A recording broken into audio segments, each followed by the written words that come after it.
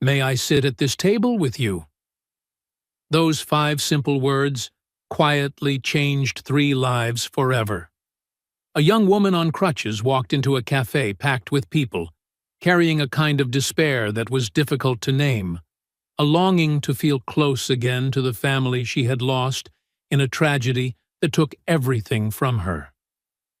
At a corner table near the window, a single father and his 6-year-old daughter were sitting together, completely unaware that they were about to meet a stranger, someone who would shatter their world, and then, piece by piece, rebuild it from the ground up. Before the story continues, let us know where you're watching from. And if you love stories about kindness, healing, and fateful encounters, don't forget to subscribe so you won't miss any stories like this one. It was a Saturday morning in late March at Sawada Coffee in the West Loop neighborhood of Chicago. After months of gray, gloomy winter, the first rays of sunshine had finally appeared, drawing people back outside. Couples sat across from each other on late brunch dates, students hunched over their laptops, young families pushed strollers through the narrow aisles. Every table was full, not a single empty chair in sight. Peter Winslow took a sip of his familiar black coffee and looked up and saw her. A young woman leaning on crutches, carefully navigating the crowded space of the café. Her blonde hair was pulled into a loose ponytail, a few strands falling around her face.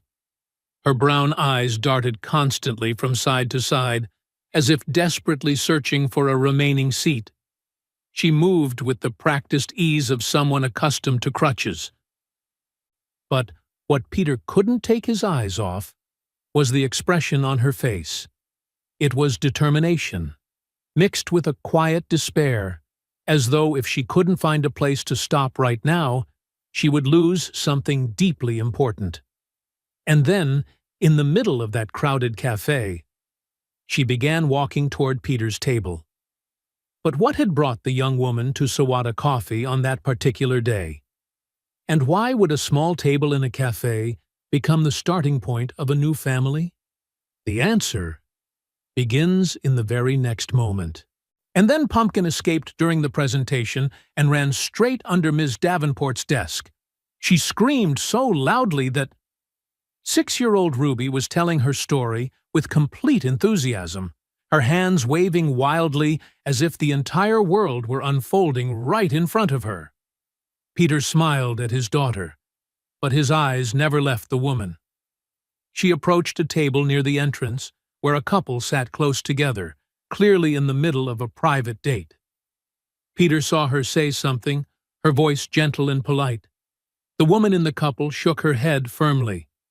The woman on crutches gave a small nod, apologized, and turned away. She tried another table where a man sat alone, papers and a laptop spread across the tabletop. And then another shake of the head. Peter saw her shoulders slump. He saw the way she bit her lip, as if trying to keep the tears from spilling over. Something about the sight made his chest ache. A sharp, very real pain that was hard to name. "Dad, are you even listening to me?" Ruby's voice pulled Peter back. "Of course, sweetheart. Pumpkin ran away and that was 5 minutes ago. Now I'm talking about—" But Peter's attention drifted once again. The woman on crutches was now standing in the middle of the crowded café, looking around with an expression that made his heart tighten. Lost. Alone. As if she were surrounded by people, yet belonged nowhere. As if she were on the verge of giving up something incredibly important. In that brief moment, their eyes met across the noisy café. Peter saw vulnerability in her gaze, a fragile flicker of hope, and a deep sorrow that seemed to rise from the very bottom of her soul. She took a deep breath, adjusted her crutches, and began walking toward their table.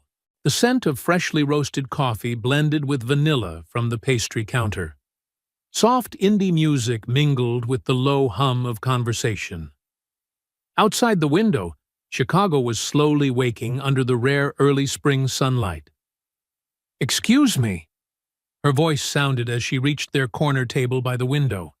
Gentle, polite, steady, though Peter could still hear the tremor she was trying to hide beneath it.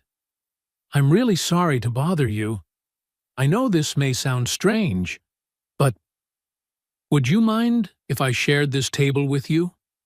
It's very crowded, and there aren't any seats left." She paused. Her eyes shimmered with unshed tears. "I really need to be here today. It's very important to me." Peter stood up immediately and pulled out the empty chair across from them. "Of course, please, have a seat. I'm Peter, and this is my daughter, Ruby." Relief spread across the young woman's face, like dawn breaking through storm clouds. She carefully sat down and leaned her crutches against the wall beside her. "Thank you. Thank you so much. I'm Hannah." She looked at both of them, and Peter noticed her eyes were still wet, as if it would only take the smallest reason for the tears to fall. "I asked those tables first, but they said they needed privacy. I started thinking I'd have to leave, and Her voice caught. "I really couldn't bear to leave without sitting down for a while. We're happy to share the table," Peter said warmly. "It gets really busy here when the weather's nice." Ruby, never a shy child, immediately leaned forward, her eyes sparkling with curiosity. "We come here every Saturday. It's our special tradition. I always get hot chocolate with lots and lots of whipped cream, and Dad always orders boring black coffee." She scrunched up her nose at Peter's cup. "Do you like hot chocolate?" Hannah smiled. Though sadness still lingered on her face, the smile reached all the way to her eyes. "I love hot chocolate. It sounds perfect for today." A barista appeared, and Hannah ordered a coffee and a croissant. As soon as the barista walked away, Ruby launched straight back into conversation with the boundless energy only a 6-year-old could have. "I'm in 1st grade, and my teacher is Ms. Davenport. We have a hamster in class named Pumpkin because it's orange and fluffy. Do you have any pets?" "Not right now," Hannah replied, her fingers curling around her coffee cup as if trying to hold on to its warmth. "But I used to have a cat named Misty. She was gray with little white paws." "That's such a pretty name." "Sophie, my friend, taught me a Spanish word, niebla. It means fog. Her family speaks Spanish." Hannah's smile widened. "That's exactly why I named her that."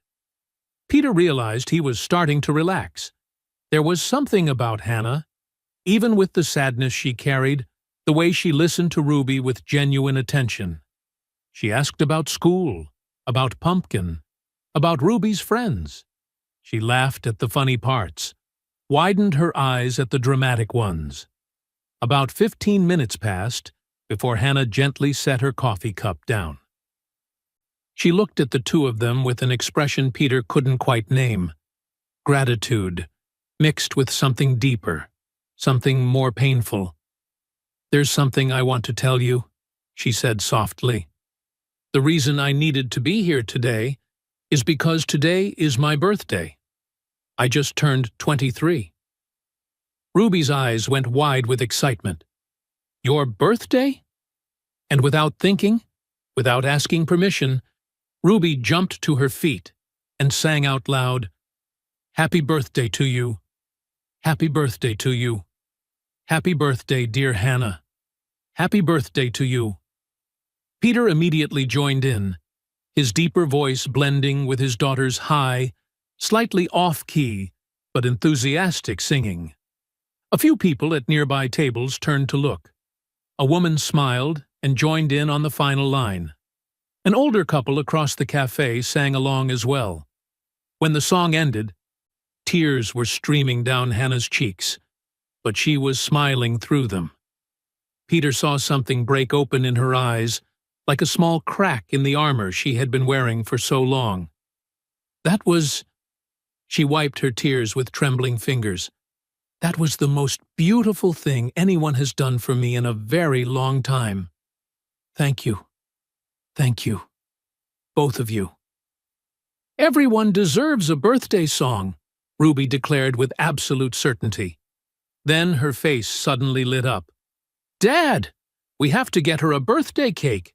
You can't have a birthday without cake." "Oh no, please don't." Hannah shook her head quickly. Peter glanced toward the pastry case near the register.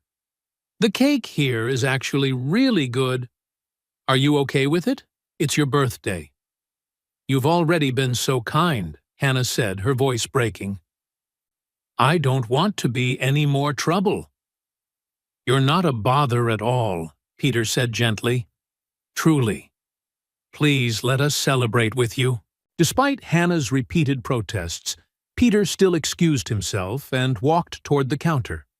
A few minutes later, he returned with a small chocolate cake, topped with smooth vanilla buttercream, a single lonely candle standing in the center. As Peter leaned down to light the candle, a few people at nearby tables began to notice. Someone softly started singing, and very quickly, the entire corner of the café where they sat joined in a familiar melody. Hannah closed her eyes. Peter saw her lips move slightly, as if she were whispering a wish meant only for herself. Then she leaned forward and blew out the candle.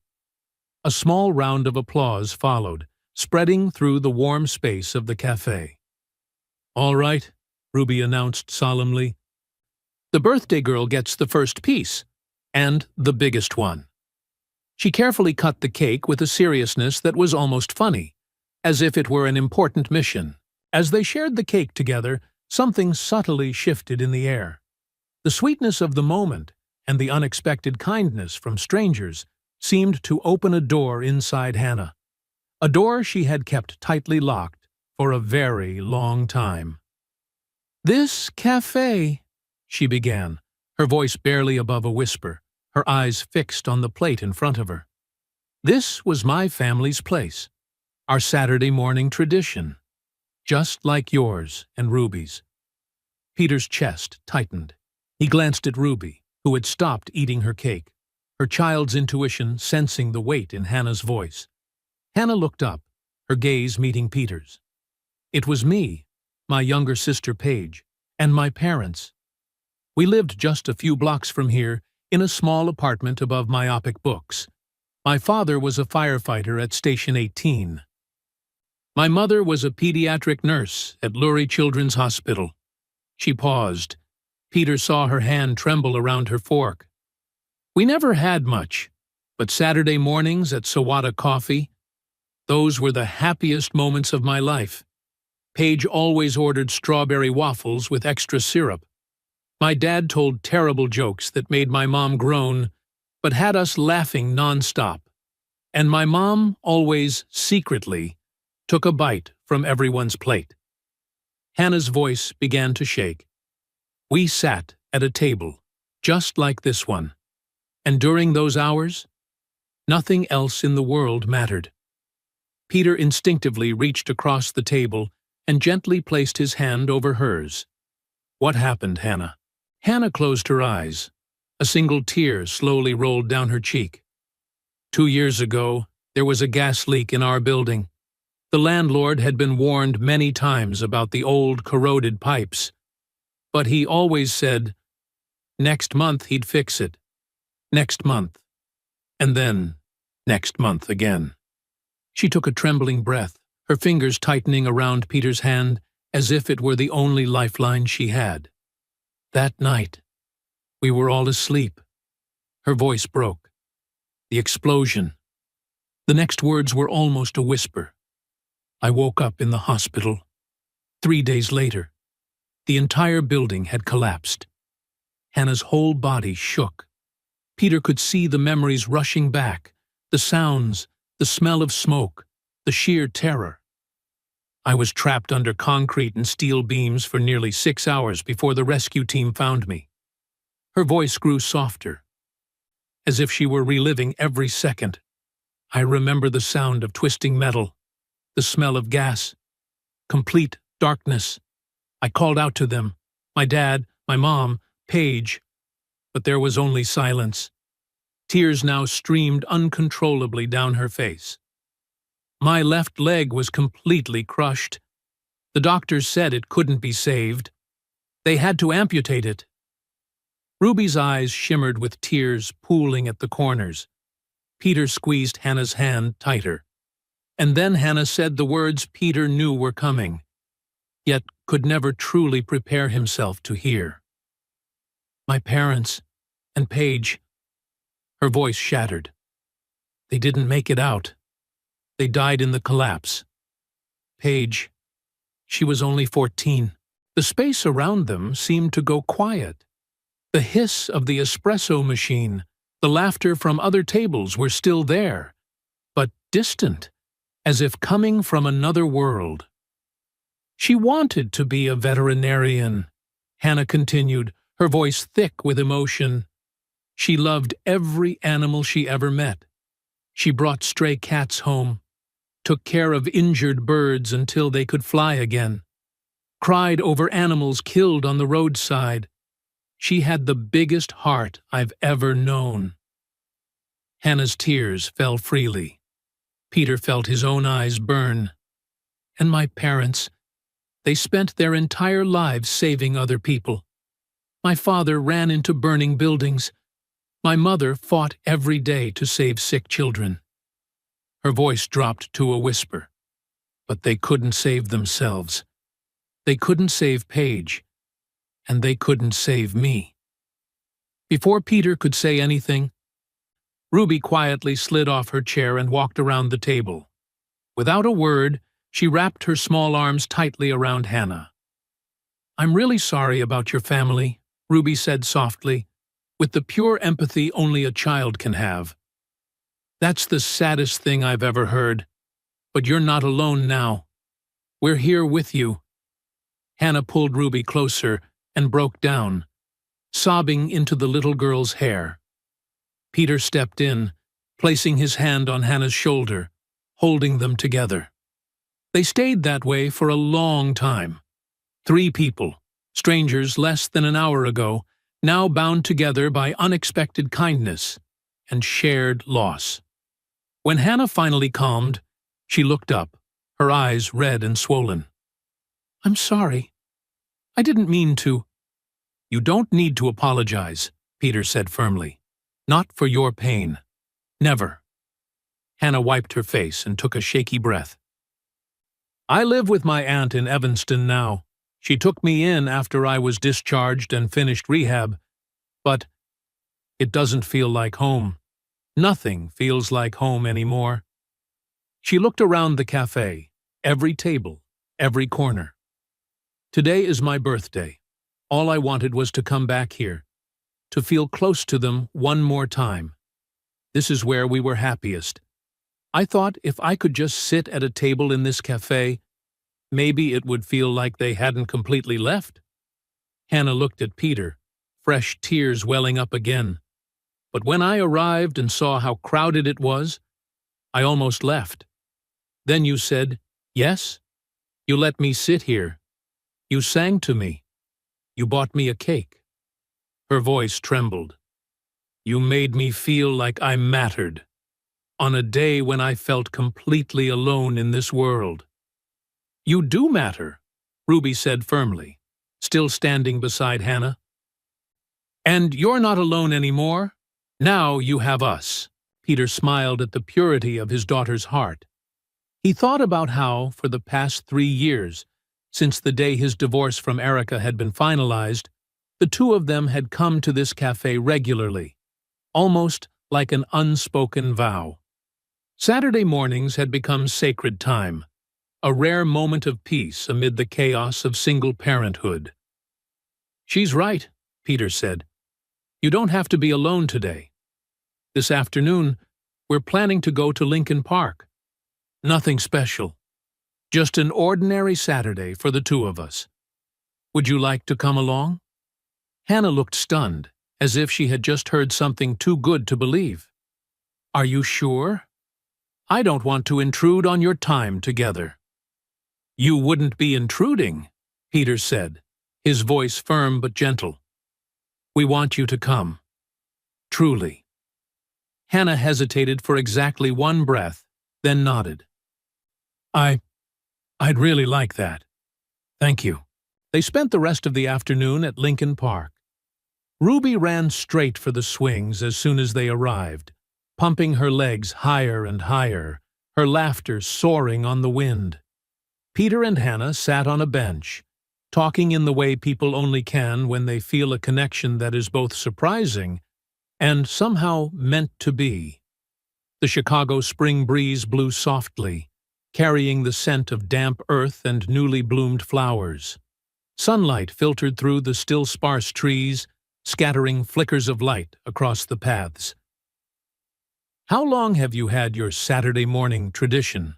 Hannah asked, watching Ruby swing higher and higher. 3 years, Peter replied, and for the first time he opened up about his own story. Since the divorce was finalized, Ruby was 3 when her mother and I separated. "I'm sorry," Hannah said quietly. "That must have been very hard." Peter nodded, surprised at how easy it felt to say these things while sitting beside her. "It was hard, but necessary.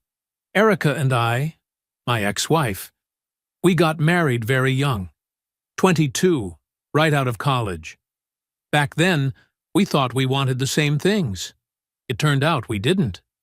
He paused, watching Ruby jump off the swing and run toward the climbing bars. "She's an artist, a free spirit. She loves spontaneity, adventure, road trips dreamed up at the last minute. And me?" Peter smiled softly, as if admitting a long-known truth. "I'm a homebody. I like routine, quiet mornings, stability." Peter let out a slow breath. "When Ruby was born, we both tried very hard to make things work. But trying to become someone you're not, it's exhausting. We didn't hate each other. There was no anger. It was just slowly. We stopped loving each other, like colors fading under sunlight." "That sounds even harder than anger," Hannah said. "It is," Peter admitted, "because there's no one to blame. No betrayal, no dramatic fights. Just a sad truth. Sometimes loving someone isn't enough if 2 people want fundamentally different lives." Hannah was quiet for a moment, then asked softly, "Where is she now?" "Milwaukee," Peter replied. "She's a curator at a gallery there. She visits Ruby twice a month and calls often. Our divorce was relatively peaceful. We chose mediation instead of lawyers. I got primary custody because my teaching job is more stable, and Ruby needed that consistency." "You're a teacher?" Peter smiled. "A middle school art teacher. Honestly, it's chaos, creativity, and hormones all mixed together." He chuckled. "But I love it." "An art teacher," Hannah said, and something lit up in her eyes. "That fits. You have that energy, patient, thoughtful, creative." "What about you?" Peter asked. "You mentioned graphic design." Hannah nodded. "Freelance. I work from home, which has been better since the amputation. I had to relearn my entire workflow. I used to pace around the apartment when I was thinking, then sketch while standing at an easel. Now, I do most of my work seated on a tablet. It took months to adapt, but I did." "That's incredible," Peter said sincerely, "and incredibly resilient." "I didn't have many choices," Hannah replied softly. "Either adapt or give up. And I'd already lost everything else. I wasn't about to lose my career too." The afternoon passed, and they discovered more shared interests. They both loved hiking, though Hannah hadn't been on a trail since the accident. They both preferred indie films over blockbusters. They both believed the smell of Chicago after rain was the best scent in the world. They both loved bookstores with creaking wooden floors, and cafes with mismatched furniture that somehow still had a soul. But what stayed with Peter most wasn't those similarities. It was the way Hannah laughed, fully, wholeheartedly, as if she hadn't allowed herself to laugh like that in a very long time. The way she spoke to Ruby, Never condescending, never with that pitying tone adults sometimes used with children, but with genuine interest. The way her eyes lit up when she talked about her design work. And there were moments, brief, quiet moments, when the sadness would suddenly wash over her. Peter saw it in her eyes, in the fleeting tension around her mouth. Each time, he didn't try to force her to be cheerful. He simply guided the conversation gently in another direction, just enough to give her space to breathe. As evening settled in and they finally said goodbye in the parking lot, they exchanged phone numbers.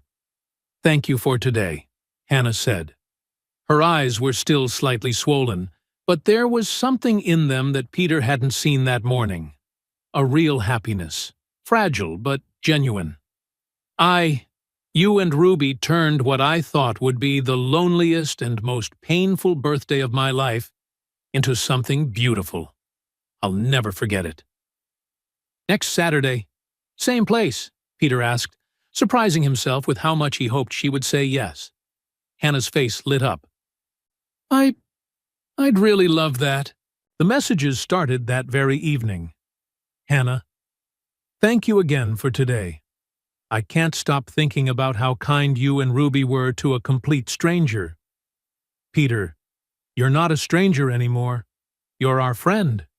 And friends don't thank each other for birthday cake. It's clearly stated in the Friendship Handbook, page 47.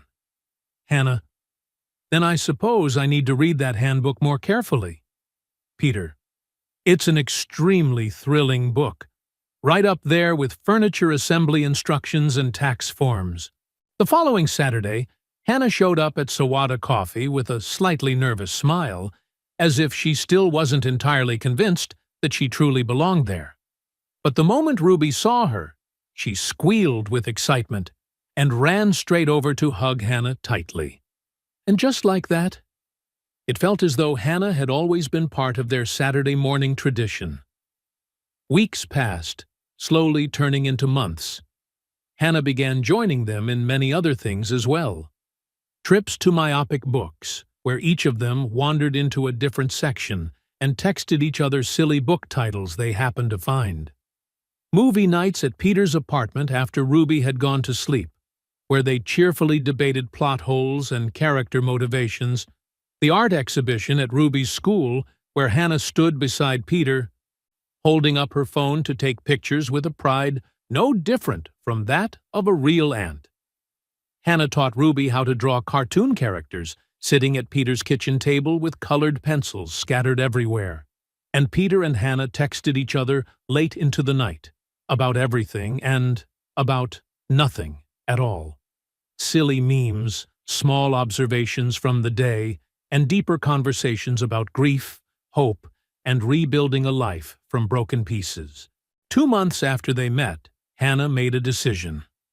"I'm moving back to Chicago," she said one evening, as the two of them sat on the couch after Ruby had gone to bed, watching a documentary that neither of them was really paying attention to. Peter's heart gave a small leap. "Really?" "My aunt supports it," Hannah continued. "She knows I need to rebuild my life, and living far away from the only place that feels like home, it doesn't make sense. I'm looking for an apartment around here. There's a studio available 3 blocks away." "That's wonderful," Peter said, trying to keep his voice steady even as his heart pounded. "I can help you move." "You don't have to." "I want to." On moving day, Peter recruited a few of his teacher friends. Mark Dillard, Kevin Rourke, and Jenna Carlisle. They carried boxes up 3 flights of stairs, assembled furniture, and hung artwork. Hannah ordered pizza for everyone, and by the end of the day, the small studio apartment truly felt like a home. 3 months into their friendship, Hannah had fully woven herself into the lives of the two of them. She knew Ruby hated broccoli, but loved Brussels sprouts. She knew Peter graded papers more efficiently with soft jazz playing in the background. She remembered both of their coffee orders exactly. She became the first person Peter texted when something funny happened, the person whose opinion he valued, the person whose laughter alone could make his entire day feel lighter.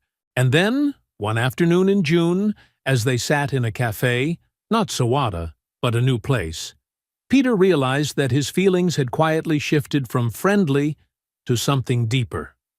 Hannah was laughing about something silly that had happened during a graphic design client meeting. She tilted her head back, the afternoon sunlight catching her hair in a perfect way. Peter's heart skipped a beat. He was in love with her. Maybe. He had been for a long time. But he didn't say anything. Hannah had already endured too much loss. She was 9 years younger than him. And above all, there was Ruby to consider. What if he misread the signals? What if pursuing a romantic relationship destroyed the friendship they had so carefully built? So Peter chose silence. He cherished what they had, while quietly longing for more. 4 months after the day they met, everything changed. It was a Tuesday evening in early August. Peter was grading his students' art projects at the kitchen table, while Ruby sat beside him, carefully coloring. His phone rang. Erica's name appeared on the screen. "Hi, Erica. Is everything okay?" "Yes. Actually, I'm calling with good news." Her voice was excited, an energy Peter hadn't heard from her in years. "I've been offered a position at the Art Institute of Chicago, a curator role, with a path to senior curator within 2 years. It's exactly what I've been working toward. And it means I'll be moving back to Chicago." Peter's grip tightened around the phone. "You're moving back here?" "Yes. I've been thinking about this for a long time, even before this job came along. Seeing Ruby twice a month isn't enough. I want to be a real mother to her, not just a visiting guest. This job is the perfect opportunity." That's wonderful, Erica. Ruby will be very happy to see you more. "There's something else I want to say," Erica continued, her voice slowing. "I've been in therapy a lot. I've done a lot of reflection about myself and about us, about our marriage." Peter's stomach dropped. "Erica, let me finish," she interrupted. "We were too young when we got married. We let stress and our differences pull us apart. But maybe we gave up too soon. Maybe with time, with maturity, we could try again. Not right away, but someday." Peter felt as if he couldn't breathe. Think about it, Peter. A real family for Ruby. Both parents together, giving her the stability and love she deserves.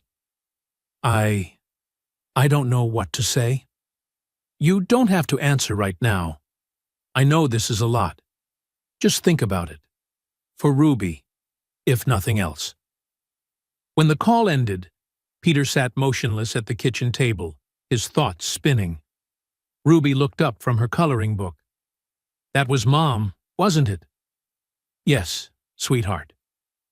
"Is Mom coming to visit?" Peter took a deep breath. "Actually, Mom might be moving back to Chicago for a new job." Ruby's face lit up. "Really? Mom's coming back here? That's the best news ever." She jumped out of her chair, completely forgetting about her coloring.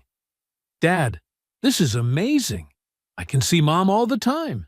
And maybe, if Mom's here, you and Mom can be together again, like a real family, like Harper's parents. We could live together." Peter's heart sank. "Sweetheart, it's not that simple." "But it could be," Ruby insisted, with the innocent certainty of childhood. "If Mom is here, and you're here, you could fall in love with Mom again. That's how it always works in movies. Then we'd be a real family. I wouldn't have to go back and forth anymore. And we could have dinner together every night." Peter looked at his daughter, her eyes shining with hope, her radiant smile, and felt a dull ache spread through his chest. Sometimes, the people you love most want things you simply cannot give them. Have you ever found yourself in an impossible position like that? That Saturday at Sawada Coffee, Hannah almost immediately sensed that something was wrong. Peter seemed distracted, far quieter than usual, barely touching his coffee. "Hey," she said softly, after Ruby ran off to look at the pastry case. "What's going on? You seem really distant." Peter sighed, rubbing a hand over his face as if trying to pull himself back into the moment. "Erica called. She got a job offer in Chicago. She's moving back." "Oh." Hannah's expression shifted almost imperceptibly. Something passed across her face, so quickly that Peter couldn't quite read what it was. "That's good, right?" Hannah said, forcing her voice to stay even. "Ruby will get to see her mom more." Yeah, it'll be good for Ruby." "Is there something else?" Hannah asked carefully. Peter hesitated. How could he tell her that Erica wanted to try again? That his ex-wife had suggested rekindling their marriage? That he himself was confused, unsure how to make sense of it all? He chose his words as if stepping onto thin ice. "It's just, there are going to be a lot of changes, a lot to figure out." What Peter didn't know was that later that afternoon, when he stepped outside to take a call from his sister, Ruby had told Hannah everything, with the blunt innocence of a child who had no concept of holding things back.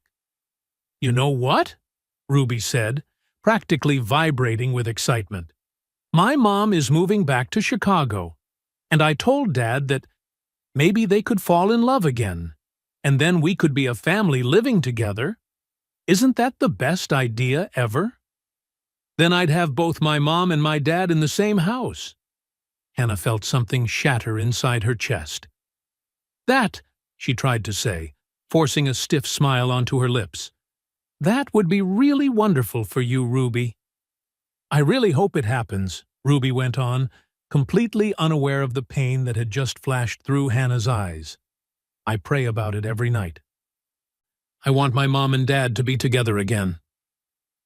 That night, Hannah lay awake in her studio apartment, staring up at the ceiling as the Chicago rain tapped a steady rhythm against the window. Of course, Peter would want his family reunited. Of course, he would choose what Ruby wanted most. Both parents. A complete family unit. What could Hannah possibly offer in comparison to that? She was just a broken girl who had wandered into their lives at a café. She had no right to stand in the way of Ruby having a whole family again. And Peter, he had never shown her that he saw her as anything more than a friend. She had been foolish to let herself fall in love with him. Foolish to imagine he might feel the same. Over the next 2 weeks, Hannah began to quietly withdraw. Peter's messages were answered less and less.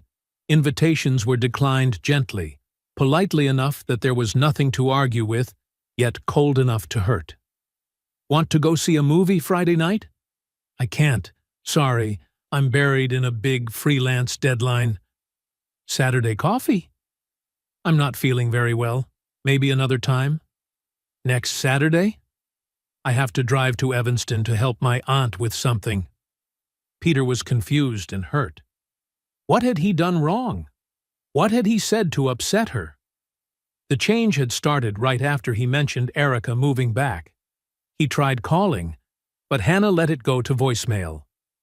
"Did I do something wrong? Please talk to me. I miss you." Hours later, the reply finally came. "I just think I've been imposing too much on your time with Ruby. You and she need your own space, especially with everything changing." Peter stared at the message, unable to understand it. Imposing? Hannah had become part of their family. How could she possibly think that? By the third Saturday without Hannah, Ruby looked around Sawada Coffee with confused, wounded eyes. "Where's Hannah? Why isn't she coming anymore? Did we do something to make her mad?" "No, sweetheart," Peter said, trying to keep his voice gentle. "She's just busy."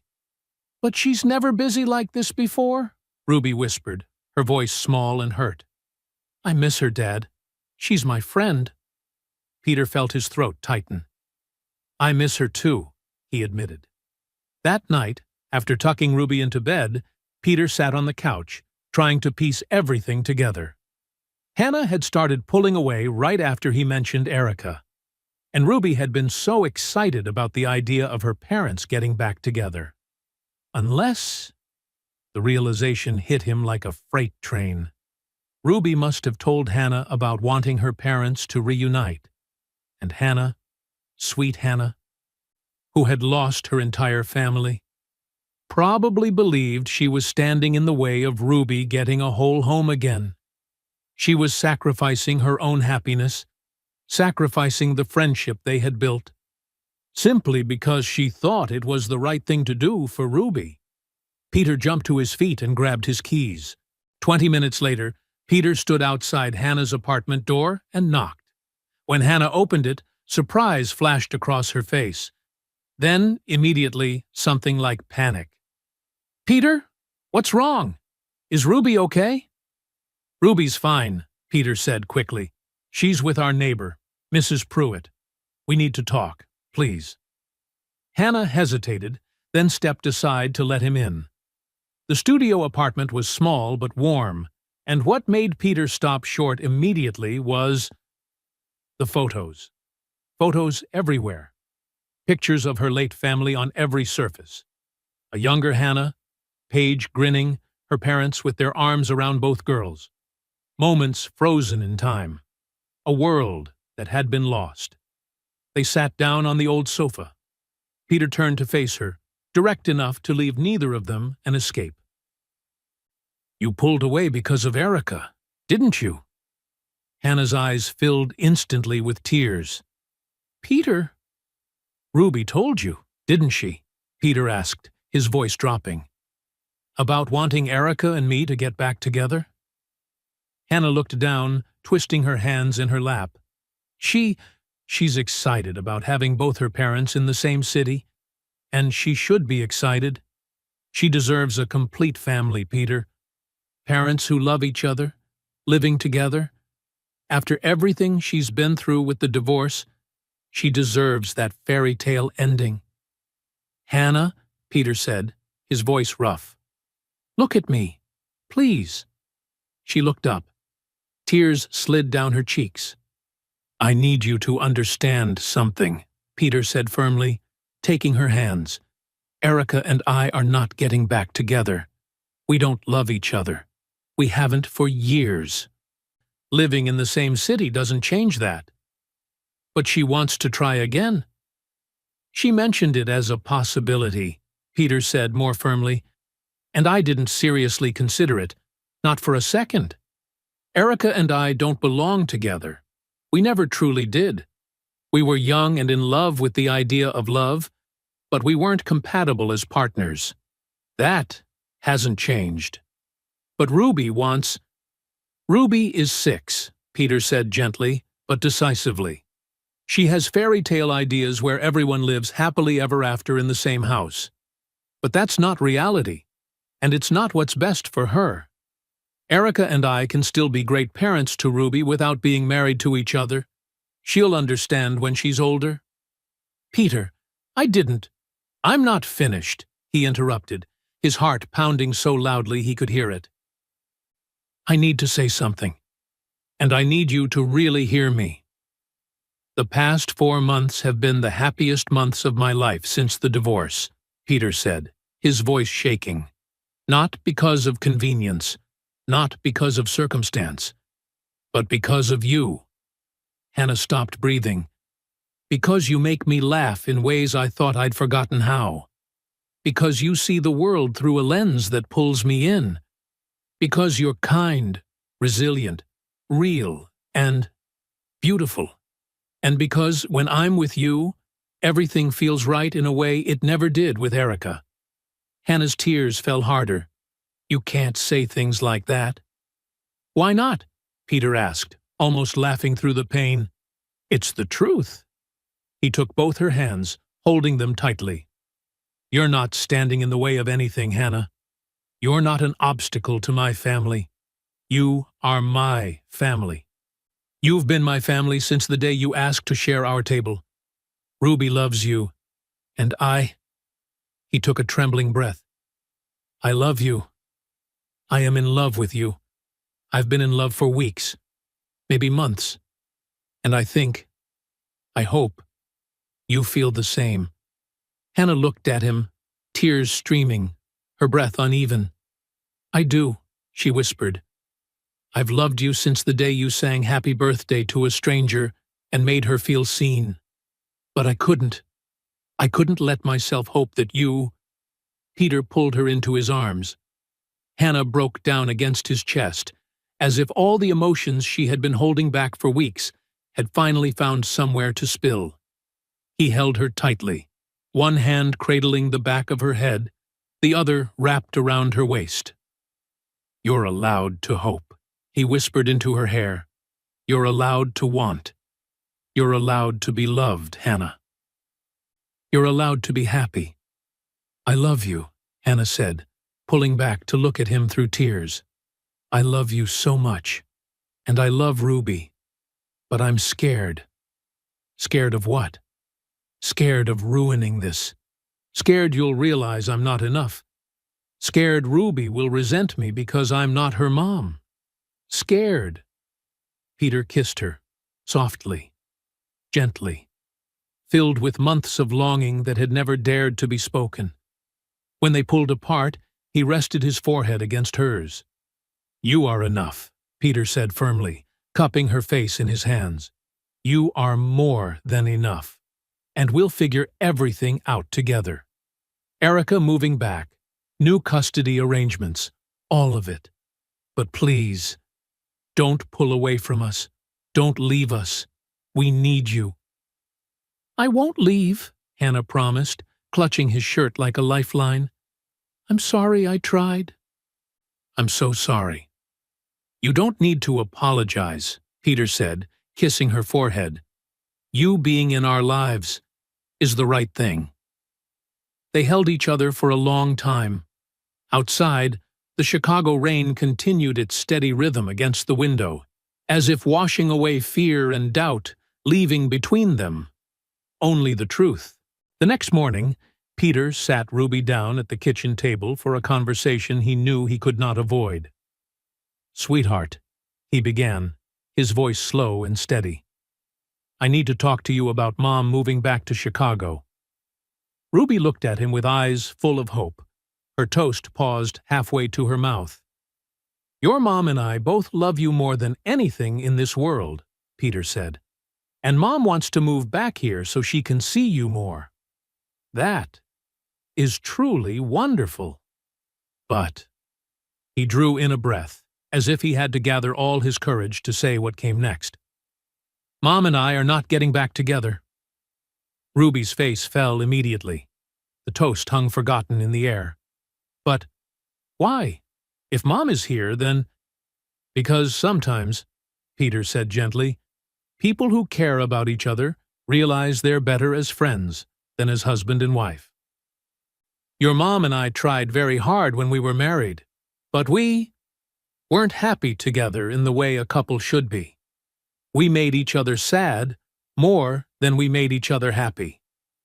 But I want all of us together," Ruby said, her voice trembling, her eyes starting to fill with tears. "I know, sweetheart. And I understand why you want that," Peter said, taking his daughter's hand. "But we are still together, just in a different way. You have a mom who loves you, and you have a dad who loves you. Both of us are here for you. That's what matters. Not whether your parents live in the same house or are married to each other." Ruby was quiet for a moment, as if trying to swallow something too big and too difficult. Then she looked up. "Is it because of Hannah?"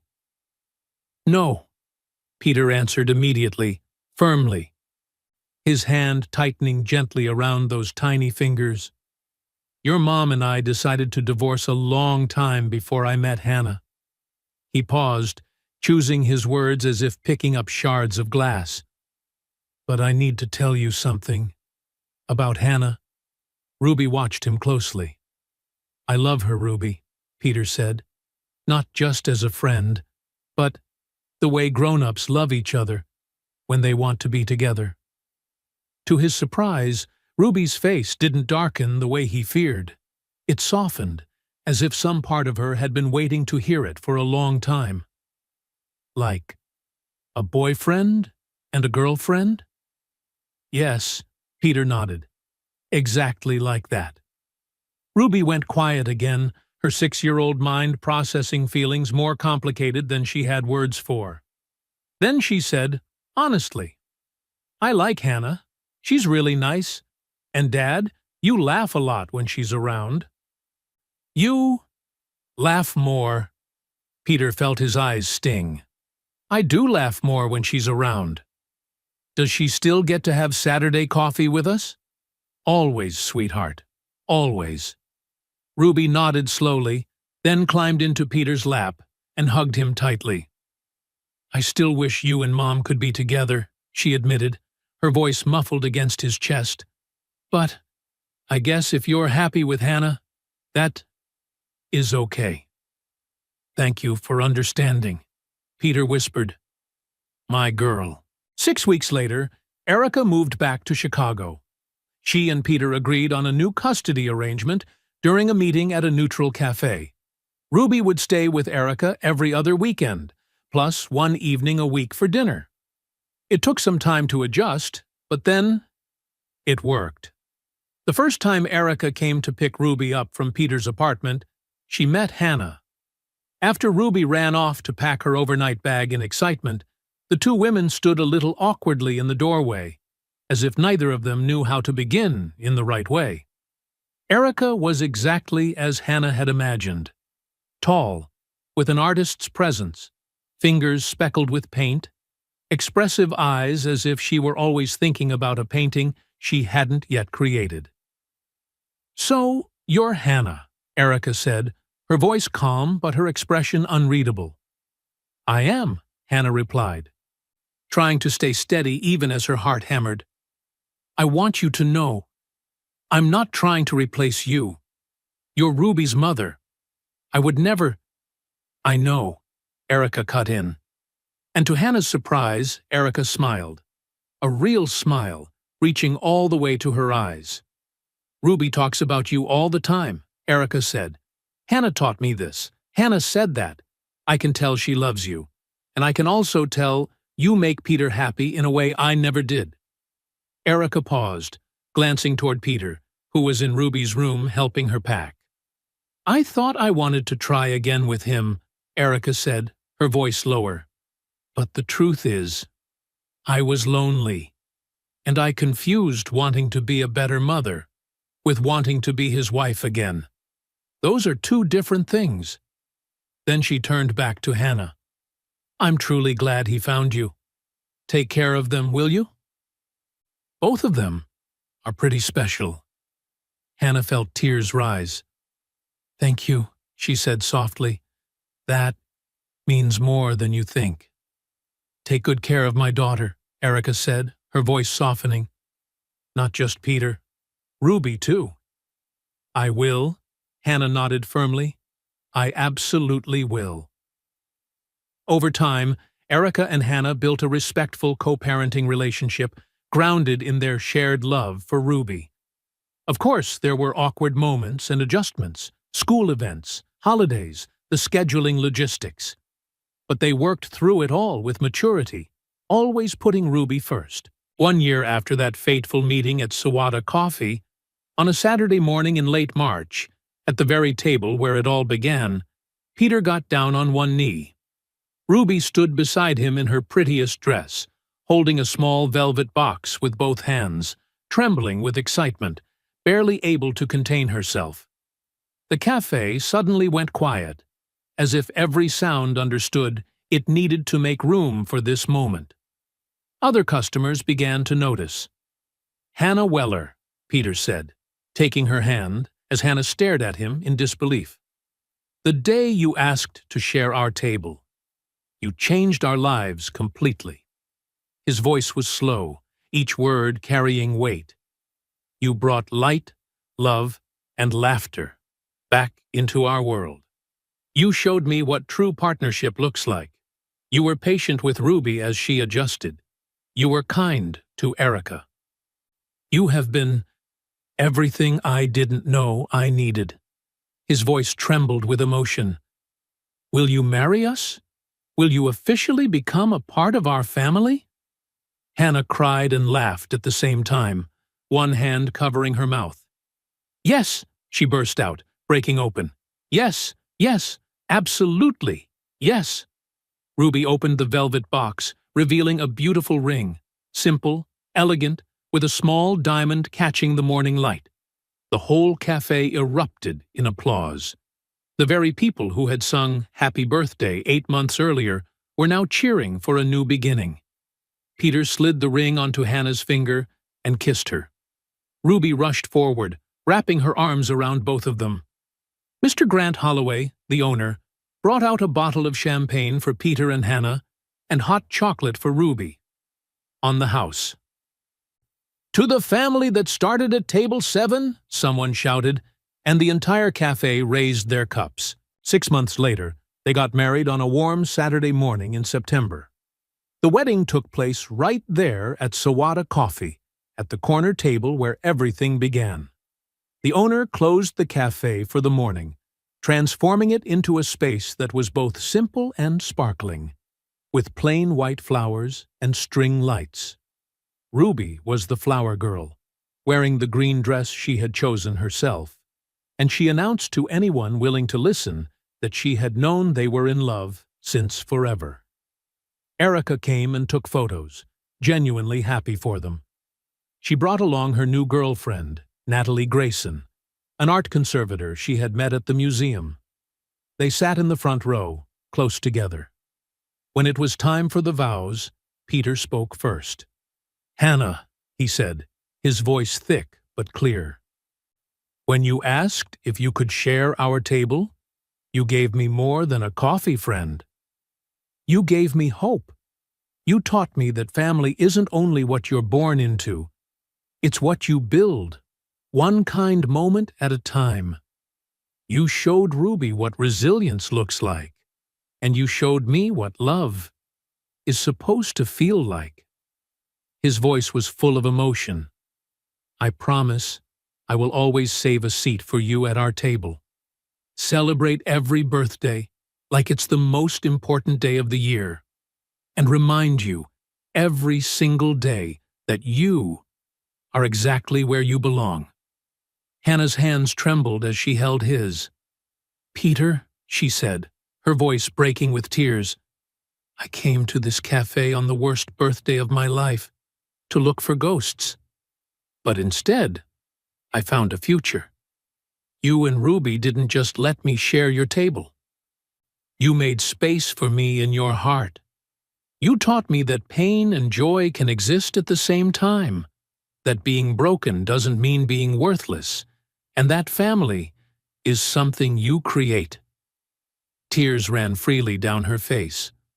I promise to love both of you with everything I have, to honor the family you welcomed me into, and to never forget that the best things in life sometimes begin with a simple question. Hannah took a breath, looking at Peter as if she were looking at an entire lifetime. May I share this table? When they kissed, the small crowd burst into cheers. Ruby jumped up and down, and somewhere in the crowd, someone started singing at the perfect playful moment. Happy wedding day to you.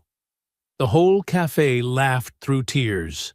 They cut a small chocolate cake with vanilla buttercream, just like the cake from that first birthday. Hannah closed her eyes and made a wish she had been wishing for months, and now it had only one word left: gratitude.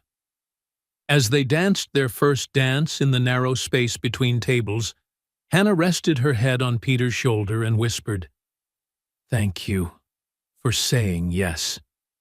Peter squeezed her hand and whispered back, as if it were the most beautiful secret of his life. Thank you for asking. And Ruby, watching her dad and new stepmother dance, leaned against Erica and said with complete trust, "Mom, do you know what? Sometimes fairy tales are real. It's just, they don't look like they do in books." Erica bent down and kissed the top of her daughter's head. "You're completely right, sweetheart. Sometimes fairy tales look like this." Their story began with a birthday song and a slice of cake. It began with a young woman brave enough to ask for exactly what she needed, and a single father kind enough to say, yes. It began with a simple truth, one that quietly redirected the lives of 3 people forever. Sometimes, all we have to do is leave a seat at our table for someone desperately searching for a place to belong. Because the smallest acts of kindness can create the deepest connections. Because family is not always the people we are born to. Sometimes it is the people we choose to embrace, to walk alongside, to call home. And because sometimes, on an ordinary Saturday morning in a crowded cafe, a life can turn in a completely different direction. All because of one simple question. May I sit at this table with you? If this story touched your heart, please subscribe so you don't miss stories like this, and share this video with someone you think needs to hear it today. Because sometimes, just one small act of kindness is enough to change everything. Thank you for sharing this table with us.